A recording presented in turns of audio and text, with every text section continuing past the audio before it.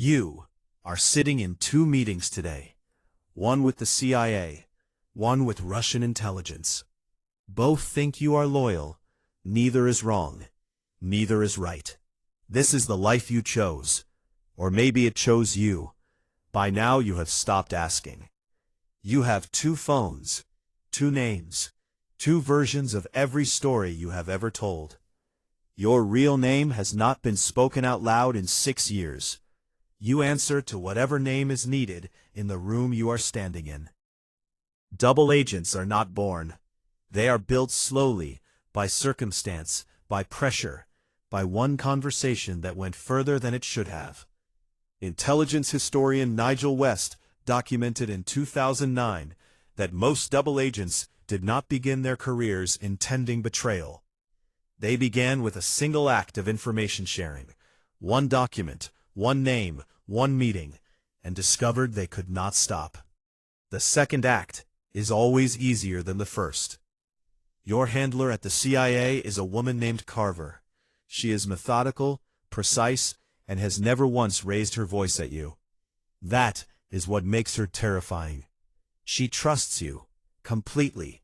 You can see it in the way she hands you classified briefings without hesitation, in the way she defends your access when others question it. Every time she does that, something shifts in your chest. You do not examine it closely. Your contact on the other side goes by a name you know is false. You have never seen his real file. He has almost certainly seen yours. He meets you in ordinary places, a train platform, a bookshop, a bench in a park where old men feed pigeons. He never asks you how you are doing. He asks what you have brought. You always bring something. The psychological cost of maintaining a double life is not what films suggest. It is not glamour.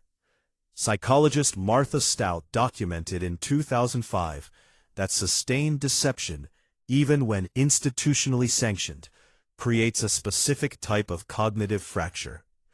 The brain cannot maintain two contradictory identities indefinitely without consequence. You begin to forget which version of a story you told to whom. You start checking your own memories for authenticity. You no longer trust your own instincts about what is true. There is a word for what you are experiencing. Handlers call it bleed. The point where the two identities stop being separate and begin to contaminate each other. You are bleeding. 3 weeks ago, something changed. Carver pulled you into a meeting with no agenda listed, secure room, no phones, two analysts you had never seen before. She laid a photograph on the table. It was taken outside the bookshop. She did not ask you about it directly. She asked if you recognized the street. You said no.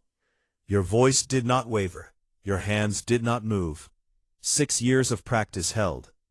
But you drove home a different route, and you did not sleep. You have run the numbers in your head every night since. If Carver knows, she is testing you, giving you rope. If she does not know, the photograph was coincidence and you are safe. The problem with being a double agent is that you are trained to read deception, which means you know exactly how good someone can be at hiding what they know. Carver is very good. Your contact wants something new, a name inside a program you have not been cleared for yet. Getting cleared will require Carver's approval, which means more time in her orbit, more questions, more photographs possibly. But declining will trigger its own set of questions. From the other side, there is no move on this board that does not cost something. This is what no one tells you about living between two worlds. You do not get to choose your loyalty. Loyalty chose you. And then loyalty split you down the middle and handed each half to a different master. Historian John le Carré, who worked for both MI5 and MI6 before becoming a novelist, wrote that the spy does not betray their country. They betray themselves, incrementally, until the person who started this job no longer exists in any useful sense. He would know. Tonight you write 2 reports, one for Carver, accurate in every detail except one name, which you replace with a name that leads nowhere.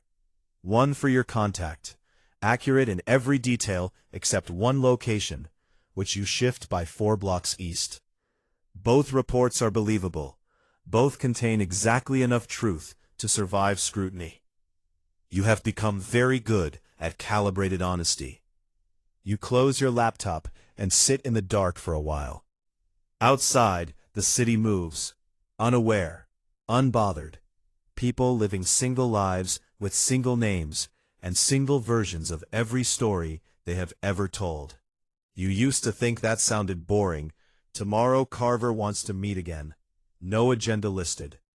Your contact wants confirmation the name is coming. You pour a glass of water. You do not drink it. You sit very still and you think about the first conversation, the one that started all of this. The one where you thought you were just listening. You were never just listening. You were already deciding. You just did not know it yet. A double agent does not live a double life. They live no life at all.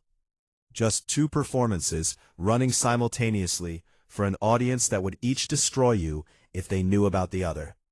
The show goes on.